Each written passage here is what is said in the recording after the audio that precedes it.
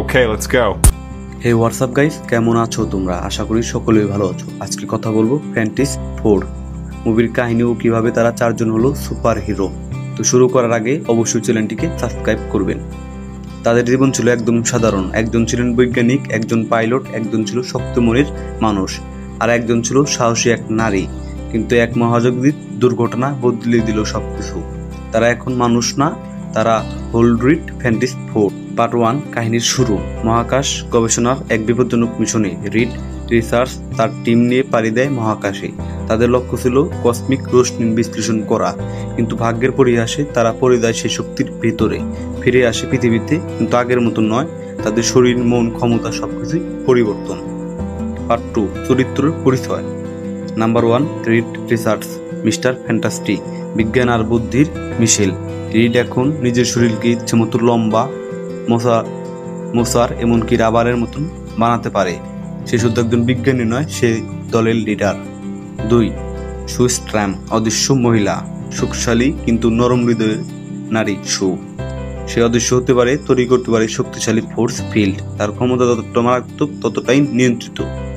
3 জন storm, মানব cross, সবচেয়ে আগ্রাসী আর ফায়ারফুল। সে আগুন হয়ে উঠতে পারে আকাশে। তার ডায়লগ ফ্লেমন, একটাই শব্দ আর চারপাশে জ্বলে ওঠে আগুন।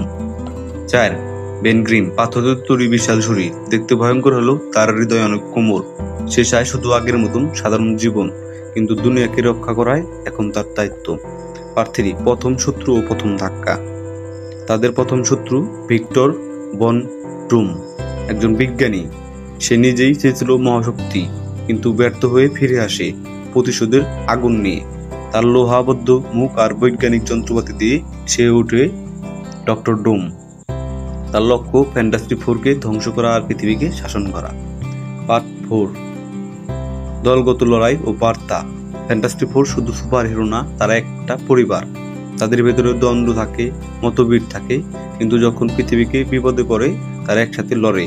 এই গল্প শুধু সুপার পাওয়ারের না, এই গল্প ভরসার, আত্মত্যাগ আর একসাথে থাকার। ফ্যান্টাস্টিক ফোর 5 স্টেপ, এক নতুন শুরু। আপনারা সবাই এই মুভিটি দেখবেন। এক নতুন জগতের দরজা খুলে দিচ্ছে এই মুভি। সাইফাই আর অ্যাকশন আর ফ্যামিলি ইমোশন ভরপুর এই সিনেমা। তাই আপনাদেরকে আমি এটা দেখতে রেটিং দেব 10-এ 8.7। আপনার মন ছুঁয়ে যাবে। তাই আপনি এই চ্যানেলটিকে অবশ্যই সাবস্ক্রাইব করবেন এবং